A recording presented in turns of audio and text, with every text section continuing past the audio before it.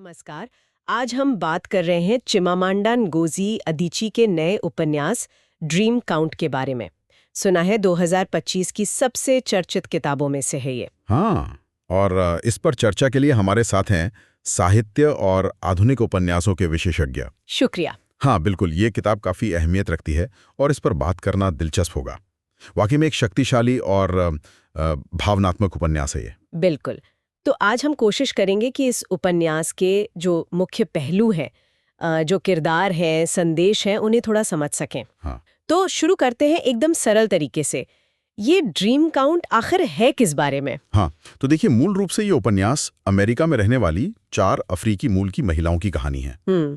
नाम है उनके चियामाका, जिकोरा, ओमेलोगोर और कादियातू। अच्छा, 4 अलग-अलग महिलाएं। जी, और ये अलग-अलग पृष्ठभूमि से आती हैं, लेकिन इनकी जिंदगियां कुछ साझा चुनौतियों के इर्द गिर्द घूमती हैं, जैसे पहचान का सवाल, अकेलापन और न्याय की तलाश। ये सब मुद्दे हैं इसमें। दिलचस्प। ये जो शीर्षक है ड्रीम काउंट, इसका किरदारों की यात्रा से कुछ खास कनेक्शन है? हाँ हाँ, बिल्कुल है। चियामा का जो किरदारों में से एक है, वो एक ट्रैवल राइटर है और लॉकडाउन के दौरान वो अपने अतीत और जो सपने उसके पूरे नहीं हुए, उनका एक तरह से हिसाब लगाती है, उन्हें गिनती है। ओह, तो ड्रीम काउंट यहाँ से आया? जी, वहीं से। प्रेजिकोरा है, वो एक कामयाब वकील है, पर उसकी जिंदगी में भूचाल आता है जब वो गर्भवती होती है और उसका साथी उसे छोड़ देता है।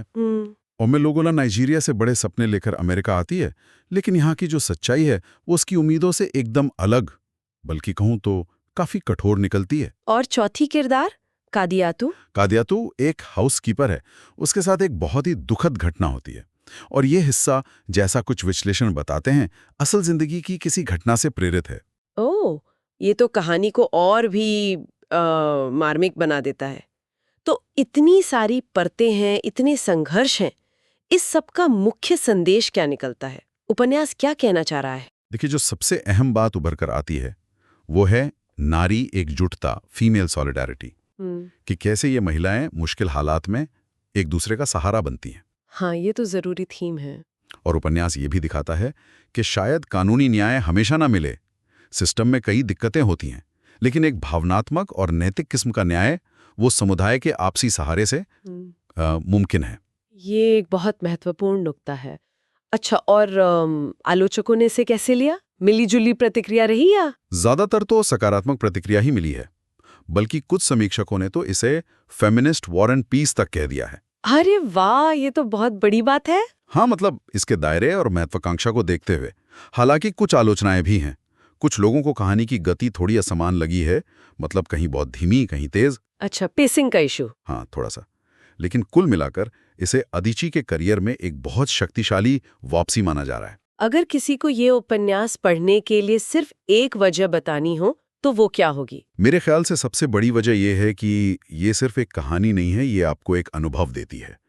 ये दिखाती है कि सपने वो शायद कभी पूरे नहीं होते, उनका काउंट हमेशा अधूरा रह सकता है। लेकिन इंसान उन अधूरे सपनों के साथ भी जीना सीख सकता है, पूरी गरिमा के साथ। ये असलियत के बहुत करीब है। वाकई ये चर्चा काफी विचार करने वाली रही। ऐसा लगता है कि जिन लोगों को गहरी भावनात्मक कहानियां पसंद है, जिनमें राजनीति, समाज और व्यक्तिगत संघर्षों की परतें हों, उनके लिए ड्रीम काउंट पढ़ना जरूरी है। मैं बिल्कुल सहमत हूं। ये किताब पाठक को सोचने पर जरूर मजबूर करेगी, खासकर न्याय और सपनों के अधूरेपन जैसे मुद्दों पर। आज इस विश्लेषण के लिए बहुत शुक्रिया। अगली बार फिर मिलेंगे कुछ और दिलचस्प किताबों और उन पे चर्चा के साथ। और हाँ, एक सवाल सोचने के लिए छोड़ जाते हैं।